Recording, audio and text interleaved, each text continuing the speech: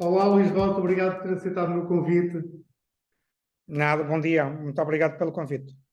Luís, você já tem uma carreira de jornalista já longa e, além disso, também de autor de livros, de alguns livros, pelo menos alguns que eu conheço. E um dos temas que eu sei que faz parte, no fundo, da sua atenção, da sua investigação, é o tema da corrupção em Portugal.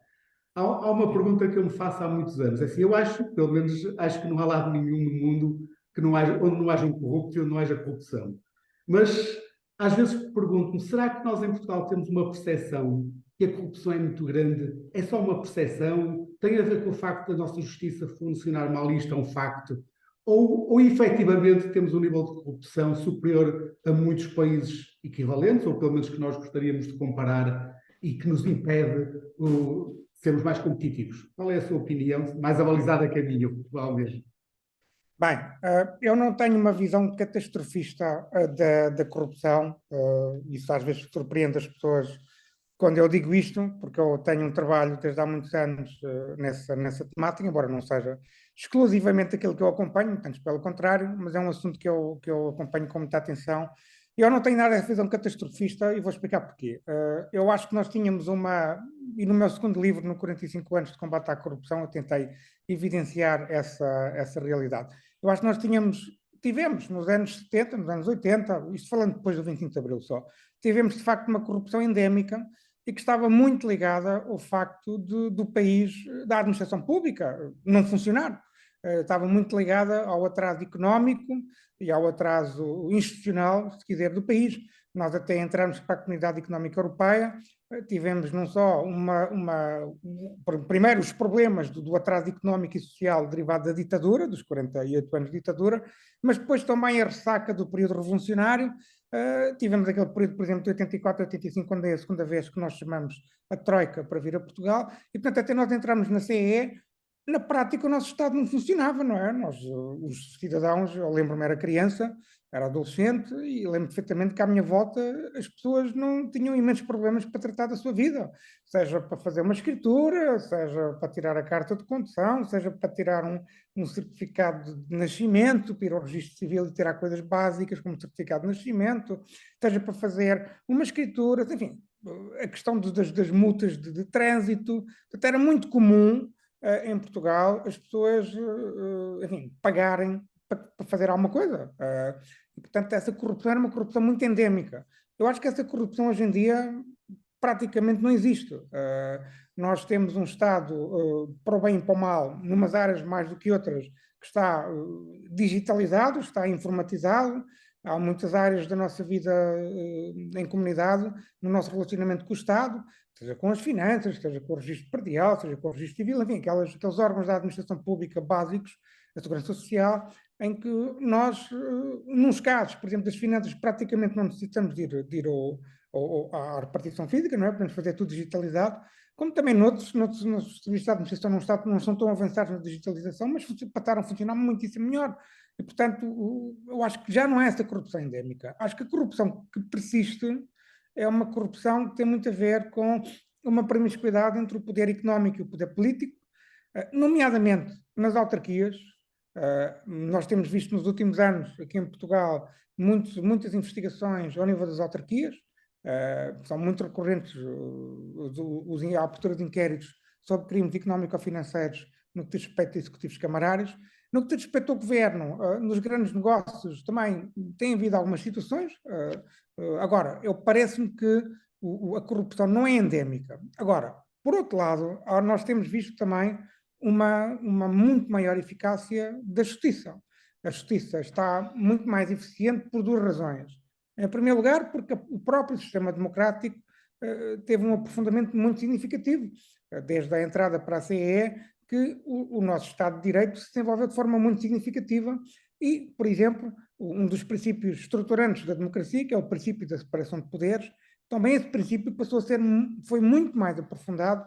Eu acho que hoje em dia nós temos uma justiça efetivamente, um poder judicial efetivamente independente do poder político.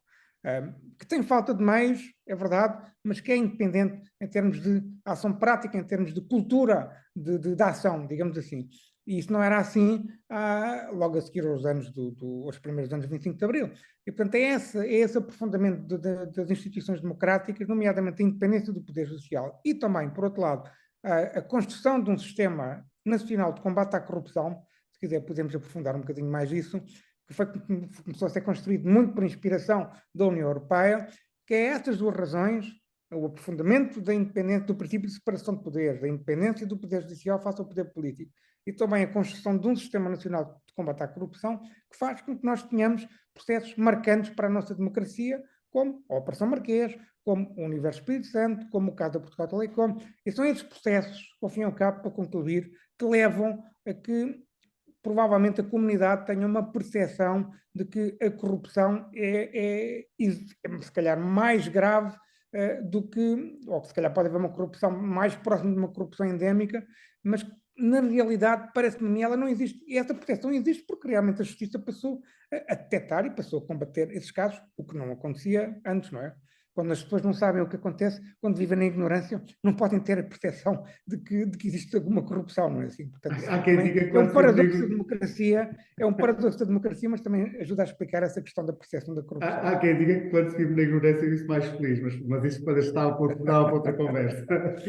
Luís, disse duas coisas que são verdade e, ao mesmo tempo, levam a uma outra pergunta, que é, por um lado, o Estado está muito mais digitalizado, e isso é claríssimo, em algumas áreas muito mais do que outras, se calhar até para mal dos nossos pecados mais nas finanças do que noutras que seriam mais interessantes para a nossa vida, mas é verdade. E há um discurso permanente e falta de meios ao mesmo tempo. E depois há aqui uma terceira peça desta equação, que essa é uma anormalidade completa, que é, em 2015, na saída da crise financeira, nós saímos com uma forte redução do número de trabalhadores na função pública. Hoje temos mais pessoas na função pública do que tínhamos antes da crise. E isto não faz qualquer sentido. Alguém que está no mundo das empresas, isto é um contrassenso absoluto, porque as empresas nestes últimos 10 anos digitalizaram-se e reduziram fortemente o número de pessoas e têm um output muito superior. Ou seja, nós temos aqui algo que é em termos económicos, é uma aberração. Como é que nós digitalizamos que é verdade? Como é que nós passamos a vida a dizer que não temos meios e como é que nós temos mais pessoas do que tínhamos quando não havia esta digitalização?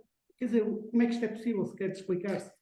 Bem, são realidades diferentes e eu acho que há que separar aqui duas coisas. Aquilo que você acabou de dizer agora sobre o contrassenso e a contradição da digitalização da administração pública portuguesa versus o aumento de trabalhador e o aumento de rácio de trabalhadores na função pública face até à nossa população ativa, obviamente que eu concordo com isso. No que diz respeito à justiça em particular, que era esse o princípio da nossa conversa, são realidades distintas. Ou seja, na justiça a digitalização ainda não aconteceu.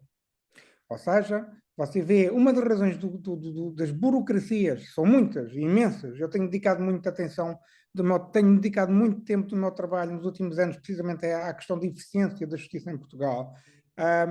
As burocracias da justiça, ou burocracias da justiça, são muitas, e uma delas, por exemplo, tem a ver com o facto da justiça não estar digitalizada.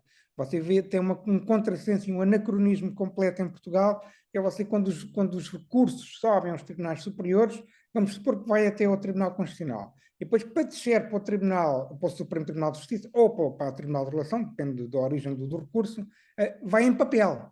Não é clicar num botão do computador, vem em papel. Quando são processos monstruosos, muitas vezes, e quando são recursos sobre decisões de sentença, por exemplo, são centenas de volumes que têm que ir em papel, numa carrinha, de um tribunal para o outro. Portanto, só por isso você vê o anacronismo que é e a prova de como a justiça não está digitalizada, pelo menos a justiça penal, porque há outras jurisdições, nomeadamente a civil, em que esta digitalização se aprofundou. Outro exemplo, por exemplo, nos julgamentos, quando você está a ter julgamentos sobre situações complexas e graves, tem que se ir andar a consultar os volumes em papel. Podia ter perfeitamente, obviamente, a prova produzida, digitalizada e produzida em ecrãs e em computadores para facilitar as audiências de julgamento. Isso, por exemplo, só aconteceu, salvo ver, no processo de face oculta, em que houve essa ajuda informática. Portanto, isto só para dizer, para dar só esses dois exemplos, havia muitos outros, de como a digitalização não chegou à justiça. E, portanto, a falta de meios que existem na justiça tem muito a ver com essa falta de aposta informática, falta de investimento financeiro, para nós termos um verdadeiro, por exemplo, um verdadeiro sistema informático que ligue o Ministério Público, os tribunais, a Polícia Judiciária, no mesmo sistema informático. Os sistemas informáticos são diferentes e às vezes até nem comunicam uns com os outros, que é uma coisa também anacrónica, mais uma vez, mas essa falta de investimento tem muito a ver com isso, precisamente. Ao contrário de outras áreas da administração pública, ou áreas da administração pública, melhor dizendo, o Tribunal é um órgão de soberania, mas em várias áreas da administração pública houve de facto esse investimento. Como o caso das finanças, que é o caso mais paradigmático, a Segurança Social também tem evoluído muito, mas na Justiça isso não aconteceu.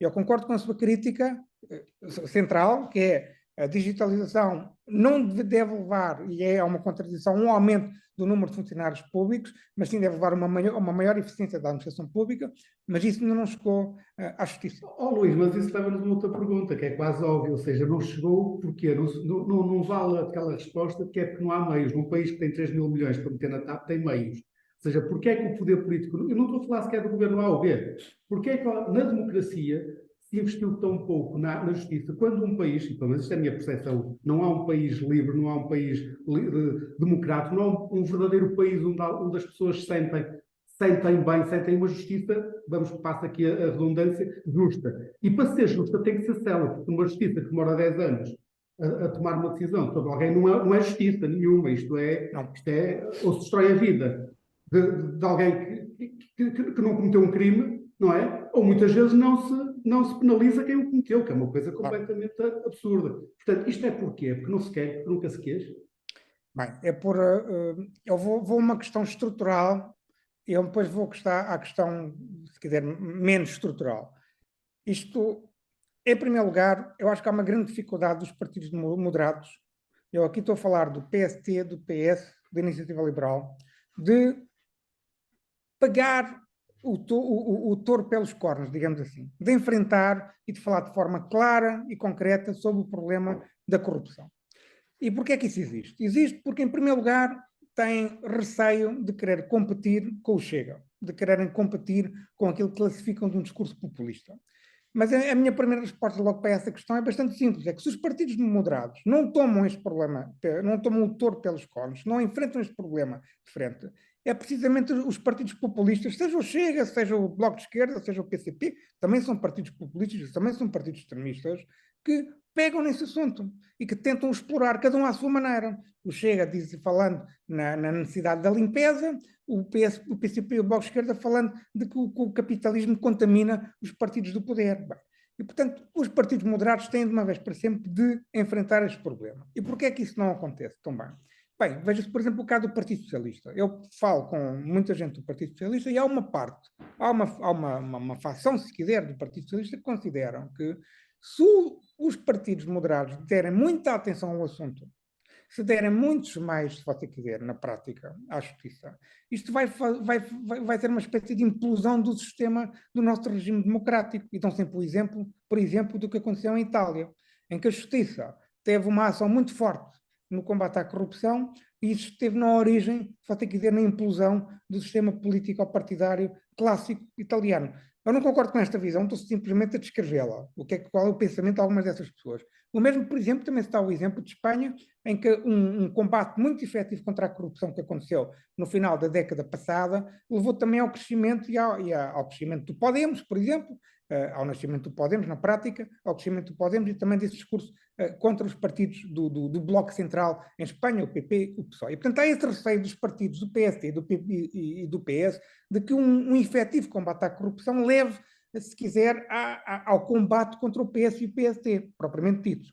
Mas, por exemplo, a Iniciativa Liberal também não fala deste assunto. Também não pega neste assunto. Praticamente parece que o assunto queima os dedos. Eu também tenho alguns contactos com dirigentes da Iniciativa Liberal, também vejo isso. E, portanto, eu acho que nós temos que, em primeiro lugar, aprofundar. O combate à corrupção serve essencialmente para aprofundar ainda mais a nossa democracia. Serve essencialmente para fazer com que, de facto, nós tenhamos dirigentes do poder político que, de facto, em primeiro lugar, fazem com que as regras sejam cumpridas, respeitam a lei, tenham um acesso, fazem com que exista, por exemplo, dos agentes económicos, um verdadeiro e um acesso igual em termos de concorrência, de forma a que os melhores perdurem. A defesa da luta contra a corrupção, em certa medida, é a melhor defesa do capitalismo. É a melhor defesa do capitalismo enquanto sistema económico que melhor distribui a riqueza. E os partidos moderados continuam a não ter essa base, se você quiser, de pensamento para fazer essa luta contra a corrupção. E depois tem outra grande dificuldade, só para terminar, que é um dos grandes problemas em Portugal, neste momento, na luta do combate à corrupção, tem essencialmente a ver com falta de eficiência da justiça. É aquilo que você estava a dizer dos 10 anos, que é uma coisa que eu digo muitas vezes, porque é importante repetir essa mensagem. O processo penal em Portugal, o tempo de resolução médio de um processo penal em Portugal, de todos os processos penais que existem em Portugal, o tempo médio de resolução é de 1 ano. 1 ano. Quer dizer que, em média, todos os processos penais em Portugal ficam resolvidos com transição em julgado em 1 ano. Inquérito, instrução, julgamento, recursos. Nos processos económico-financeiros, esse tempo médio de resolução é superior a 10 anos. E eu sei do que estou a falar porque é uma estatística minha. Eu acompanho todos estes processos. É superior a 10 anos. Em média, varia entre 8, 9 anos e 13 e 14 anos. É superior a 10 anos, a média. E as pessoas não percebem isso. E na culpa não é só do Ministério Público. O Ministério Público tem uma parte da culpa ao fazer acusações complexas. É verdade. E que não são criadas, o nosso processo penal é muito específico, é muito garantístico e exige que o Ministério Público seja muito pragmático, ok? E o Ministério Público não é muito pragmático, é verdade. Mas a culpa não é só do Ministério Público, a culpa é essencialmente do nosso processo penal, que não está preparado para estes processos. Quando você vê, por exemplo, o engenheiro Sócrates a apresentar 40 recursos antes sequer do caso ser julgado, você percebe que isto não é um nonsense, não faz sentido nenhum. Isto em muitos países europeus, eu comparo sempre Portugal com outros países europeus, não é com os Estados Unidos ou com outras realidades jurídico-políticas, se quiser, ou com o Reino Unido. Eu comparo com a Europa continental. E em muitos países não é possível. Por exemplo, que um arguido tente eliminar a prova ainda antes do inquérito estar concluído ou ficar concluído. Há muitas regras processuais penais que nós temos que são muito garantísticas. Os recursos, todos eles com efeito suspensivo, praticamente todos, as manobras dilatórias, todas elas com efeito suspensivo. Enfim, há muitas regras que nós precisamos de afinar para continuarmos a ser um Estado de Direito, a dar liberdade e garantia aos cidadãos, que isso é muito importante, mas para que a justiça seja eficiente e, acima de tudo, não tenha 2 pés e 2 medidas, que é essa a percepção que as pessoas têm, e com razão. Porque um cidadão comum, seja qual for, se tiver um problema com a justiça, em 1 ano fica, enfim, pode ser absolvido ou pode ser condenado, dá para os 2 lados, como você disse muito bem. Mas quando são arguidos com poder económico ou financeiro, isso já não é assim. E, portanto, essa dualidade de critérios e esses 2 pés e 2 medidas, os partidos moderados têm que o enfrentar e têm que tentar resolver esse problema.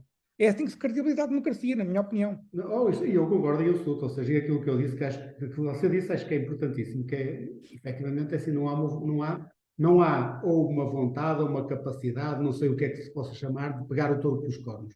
E, efetivamente, assim, eu nunca compreendi como é que países que são democráticos permitem que países extremistas se apropriem de questões que são fundamentais. E o que está a acontecer pela desistência dos países democráticos é que, neste caso, o Chega e outros extremistas, e isso é outra coisa que também acho que é importante ser dita, em Portugal não é dita muitas vezes, há um medo de dizer isso, é que o Bloco de Esquerda e o Partido Comunista são partidos também extremistas e populistas. Igualmente extremistas e populistas como o Chega. E não é dito. Mesmo a direita tem medo de dizer, parece que tem um complexo qualquer que não o diz, e tem que ser dito, porque o mal que já o fizeram, já fizeram a Portugal e continuam a fazer, é muito grande. Mas não é para aí até que eu quero levar a conversa. Mas, Ricardo, veja um exemplo do populismo do Bloco de Esquerda e do PCP. O lucro é mau. Claro. Não, o lucro não é mau. O lucro é bom, porque é o lucro que faz com que a sociedade se envolva. Sem dúvida. Portanto, esse tipo de populismo tem que ser combatido de forma clara pelos partidos moderados, como é óbvio. Luís, isto também levava para cada uma destas coisas outra conversa. Que é a questão, nós falamos muitas vezes dos países nórdicos, mas é que os países nórdicos criam riqueza, depois distribuem, nós queremos distribuir riqueza sem a criar, que é uma coisa fascinante, que sempre a mim me achei fantástico, não sei, há uma ideia que a riqueza cai do céu ou vem, é que nós nem petróleo ainda encontramos, mas achamos sempre, se calhar encontramos. Se calhar ao longo dos anos fomos sempre encontrando uns petróleos quaisquer que nos permitem achar sempre que, sem fazermos por isso, de lá vamos andando. E agora é a União Europeia, já foram os imigrantes, já foram... Os nossos homens do petróleo chamam-se contribuintes. Não, mas o problema é que esse petróleo esgota-se mais rápido que se esgota aqueles que têm poços. Mas nós fomos ao longo do tempo tendo uns tipos de petróleo, que eram as remessas de imigrantes, depois foi a entrada na União Europeia, agora ainda continuam a ser estas ajudas todas, e lá vamos andando. O problema é que estamos andando cada vez mais a hipotecarmos mais o futuro. E estamos a hipotecar o futuro e estamos a assistir no presente esse hipotecado futuro. Ou seja, no último ano, por aquilo que eu li, e sendo verdade, metade dos imigrantes portugueses são jovens licenciados. Isto é uma coisa dramática, ou seja, estamos a falar de uma geração que foi paga pelos contribuintes portugueses, que tem juventude, energia e qualificação para ajudar o país e que está a contribuir para outros países. E isto, uma coisa é termos uma porcentagem pequena e de gente que vai aprender lá fora e que volta, etc. Isto é normal e é bom. Mas não, o que está a acontecer é que os jovens estão a sair porque encontram um país que está hipotecado, olha para o presente e para o futuro e não veem um futuro. Isto é terrível, mas parece que não nos choca. Eu acho que nós temos, nos últimos 7, 8 anos, com este governo do Partido Socialista, tivemos um governo que pouco ou nada fez em termos de reformas do país, e aí a preocupação até do primeiro-ministro António Costa não é propriamente ver a política como uma ação transformadora da sociedade, é simplesmente ver a política como uma ação de conquista e de manutenção do poder, só. Aqueles elogios, que eu nunca vi como elogios, mas que se calhar o António Costa viu como elogios do homem habilidoso, das habilidades políticas, o homem muito bom no debate parlamentar, na questão na construção das narrativas políticas, etc. É um vazio da política. É um vazio da política no sentido em que vê-se a política só como uma espécie de conquista e de manutenção do poder única e exclusivamente. Eu, por exemplo, na questão dos jovens, o Partido Socialista é cada vez mais um partido insensível à questão dos jovens, porque é essencialmente um partido conservador na sua verdadeira acessão do termo, que é não quer reformar, quer conservar o sistema que existe. Por exemplo, um dos graves problemas para a minha geração, por exemplo, que eu tenho 49 anos, é a questão da segurança social. A questão da segurança social é o próprio Partido Socialista, muito por influência do pensamento de Ferro Rodrigues e de Vieira da Silva, que são as duas pessoas que marcam o pensamento da segurança social no Partido Socialista, desde os anos 90, que nós não temos uma verdadeira reforma e necessitamos dessa reforma da segurança social. Eu lembro-me, por exemplo, em 1999, 98, salvo erro, o secretário de Estado Ribeiro Mendes, que era um secretário de Estado António Guterres, um secretário de Estado de Ferro Rodrigues, que defendeu, na altura, uma reforma profunda da segurança social, de forma a que a minha geração, por exemplo, as gerações mais novas, tivessem muito mais justiça social, e o Partido Socialista sempre recusou aquela reforma de Vieira da Silva, que foi importante, mas que é um comprimido, é uma aspirina para o próprio sistema. Portanto, não reformou nada de forma estrutural, que agora António Costa teve que alterar aquela forma de cálculo. É uma questão paradigmática a forma como o Partido Socialista vê a segurança social, porque praticamente está a pensar só, única e exclusivamente nos atuais pensionistas, que têm as pensões a pagamento, e não está a pensar no futuro do sistema, nomeadamente quando as minhas gerações mais novas ficarem à reforma. E, portanto, essa insensibilidade do PS sobre os mais jovens vê-se bem na questão da segurança social. Eu acho que hoje em dia o principal problema que nós temos em Portugal, em termos conjunturais, se quiser, é de facto a questão salarial. E é a questão salarial que faz com que muitos dos jovens com capacidades, grandes capacidades, com estudos universitários, emigrem. Porque os nossos jovens, quando chegam ao mercado de trabalho, não é só a questão de ganharem mal ao início, não é essa a principal questão, na minha opinião. É que durante muitos anos eles só vão ganhar aquele salário. E, portanto, a progressão salarial é muito lenta em Portugal. E, portanto, essa progressão salarial tem muito a ver também com a falta de competitividade da nossa economia, com a falta de atratividade de investimento estrangeiro que tenha mais-valias para a nossa economia e que nestes 7 ou 8 anos praticamente não vimos nada nesse aspecto. Nós, por exemplo, o último grande investimento estrutural da nossa economia foi a Auto Europa, quer dizer, o grande investimento estrutural que ainda hoje tem um grande pé nas nossas exportações foi feito nos anos 90. Desde essa altura que os nossos governos, e aqui também estou a criticar o PST, nunca mais tiveram essa capacidade de atrair um investimento direto estrangeiro estrutural que tenha uma mais-valia tecnológica, que tenha realmente, contribui efetivamente para que a nossa economia seja mais competitiva, mais dinâmica e que leve a um aumento do poder de compra da classe média e do poder de compra dos mais jovens. E, portanto, o PS é, hoje em dia, um partido conservador, praticamente insensível a uma ideia de reforma.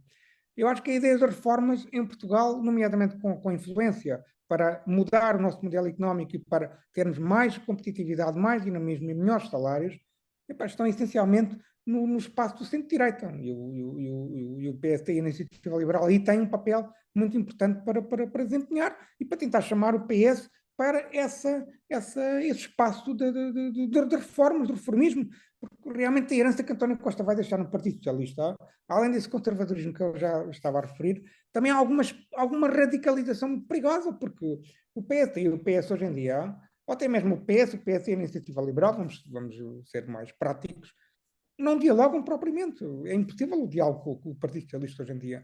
Isso é muito perigoso para a nossa economia, porque nós precisamos ter os partidos moderados unidos numa forma de ver a sociedade seja minimamente comum, para nós conseguirmos ir para a frente e conseguirmos aumentar a competitividade do nosso país. Luís, e sem dúvida, é assim, e há bocadinho fala daquilo que é o problema da segurança social para a nossa geração, mas agora imagino para quem tem 20 anos, Sim, que é claro. o problema que eles vão ter. Porque assim, quando eles chegarem à nossa idade, a população está muito mais envelhecida, há muito menos contribuintes que há hoje, e portanto isto é um problema que se vai agravar por razões até independentes de qualquer poder político, ou seja, por aquilo que é a nossa dinâmica demográfica. Eu dou o exemplo da nossa geração para precisamente Sim, fundamentar que ainda vai ser pior claro, que os mais que novos. vai ser muito pior. Se nós não fizermos nada na segurança social, por exemplo, quando nós nos reformarmos, nós vamos ter um salário que será 50, 60% uma pensão que será 50, 60% do último salário, por exemplo, que tivemos. Ouça, é uma coisa dramática que só se vai agravar se nada for feito, não é? Só que eles estão a Agora, fazer alguma coisa, estão-se a ir embora. é isso. Eles Agora, eu estão a acho que fazer. mantenho aqui um ponto estrutural que é muito importante. Eu acho que é fundamental que o PS e a Iniciativa Liberal tenham um discurso reformista, mas também acho muito importante que o Partido Socialista seja chamado para essa conversa reformista, de forma a que realmente nós conseguimos ter aqui um consenso e consigamos conter também o crescimento dos extremismos. E o crescimento seja do Chega, seja do PCP, do Bloco de Esquerda. E o Partido Socialista, não estou nada otimista com o futuro do próprio Partido Socialista, porque olhando para a sucessão de António Costa, eu não vejo ali nenhum moderado, particularmente com importância no aparelho do PS. Pessoas como Francisco Assis e Sérgio Sousa Pinto, está muito para provar que tenham influência no aparelho do Partido Socialista. Vejo Pedro Nuno Santos, vejo outras pessoas muito radicalizadas, se calhar com mais possibilidades de ser António Costa. Isso é perigoso para o país. Eu acho que é importante é muito importante nós chamarmos o Partido Socialista para esta conversa reformista. Sem dúvida. Luís, eu, antes de fazer uma pergunta que se calhar é a última, porque sabes, isto é muito rápido, mas há bocadinho dizia da questão dos salários dos jovens, que é um dos grandes problemas. Mas não é o único, há um outro problema que depois que entronca nisto também, que é o facto de nós termos uma sociedade onde, em muitas das organizações não é o mérito que conta, faz com que muitos jovens não só entram com salários baixos, como mantê-los durante muito tempo, como a capacidade de progredir na carreira e de aprender é muito baixa. A não ser aqueles que têm a sorte de entrar em empresas nacionais que são internacionais, ou empresas internacionais que estão aqui, portanto, acabam por ter carreiras internacionais que são independentes dos ciclos políticos, do mercado internet, etc. A maior parte, porque às vezes as pessoas não têm, e este é o mundo que eu conheço bem, as pessoas não têm a percepção que um jovem, quando entra numa empresa, entra mais ou menos ao nível dos outros, mesmo que seja melhor ou pior, mas ao fim de 5 anos, há jovens que estão 20 anos avançados em relação aos outros. Porque se Era o que eu entrar estava numa a dizer há empresa pouco. competitiva, eles não só cresceram profissionalmente, brutalmente em poucos anos, como cresceram a nível de salário, de produção na carreira, de oportunidades, etc. E os outros não. E é isto que nós muitas vezes não percebemos, é que nós estamos a restringir a capacidade de crescer dos jovens. Mas, Luís, para terminar, eu gostava de fazer uma pergunta que tem a ver até com um dos seus livros, que há bocadinho dizia que a promiscuidade entre o poder económico e o poder político em Portugal. Sim. Você tem um livro que é a Conspiração dos Poderosos, e, portanto, eu gostava de perguntar se há mesmo aqui uma conspiração há 800 anos, a caminho dos 900, um dia destes, em que faz com que isto não ande. Portanto, Bem, o título do livro foi o meu primeiro livro e esse título foi ideia do editor, não foi minha. Eu não estou nada conspirativo, não estou nada a favor de conspirações, mas o título era chamativo, digamos assim. Era uma metáfora, não era para ser visto de forma literal. Eu não acho que há aqui uma conspiração. Acho que, por exemplo, eu sou muito crítico deste governo, sou muito crítico do primeiro-ministro António Costa, porque vejo nele, e não é nele pessoalmente, é nele como conheço mal pessoalmente, mas vejo nele e na sua ação política um certo vírus autocrático. O que é que eu quero dizer com isto?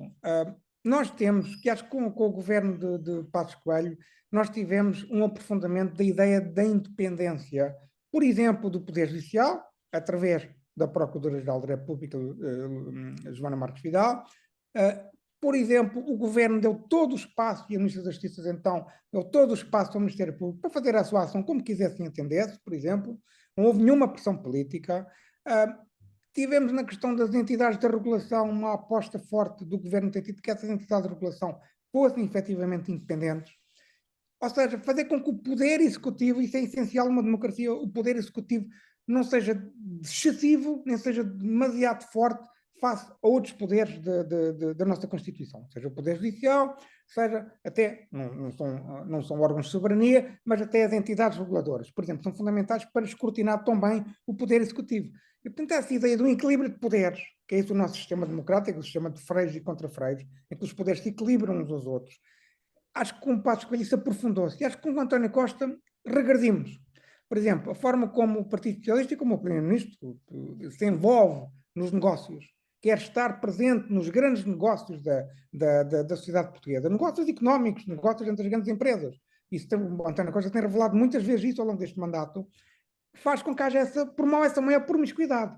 Por exemplo, o que eu revelei, que foi uma das grandes novidades do meu livro, O Governador, é um exemplo perfeito dessa promiscuidade, em que o Primeiro-Ministro pressiona o governador do Banco de Portugal de então, Carlos Costa, para não retirar o estatuto de idoneidade a Isabel dos Santos. E, por exemplo, António Costa tenta desmentir aquela frase que Carlos Costa cita, que é não podemos fazer mal a uma filha de um presidente de um país amigo de Portugal, mas o que é certo é que António Costa reconheceu que considerou a medida inoportuna. Ora, nós não podemos aplicar a lei por critérios de oportunidade política, ou seja, outros tipos de critérios de oportunidade.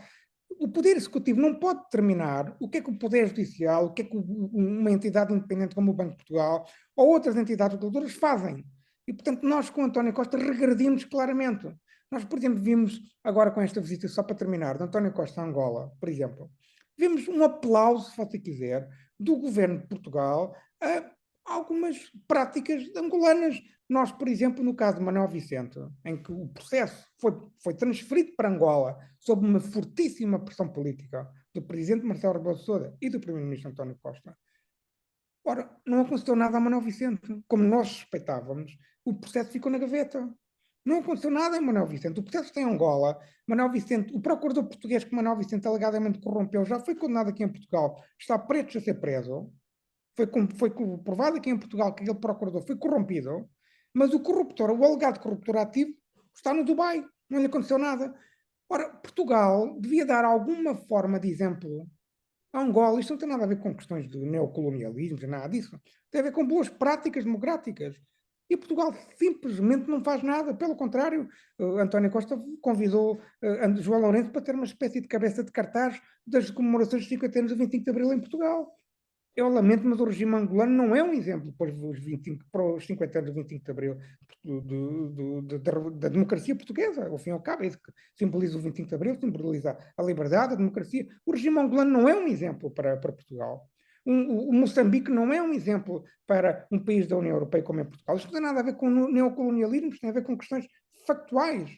Nós somos um país da União Europeia, somos um Estado democrático com raízes profundas já, vão fazer 50 anos, e os dirigentes e os políticos portugueses devem aprofundar esses princípios democráticos, como o princípio da separação de poderes. Não devemos regredir.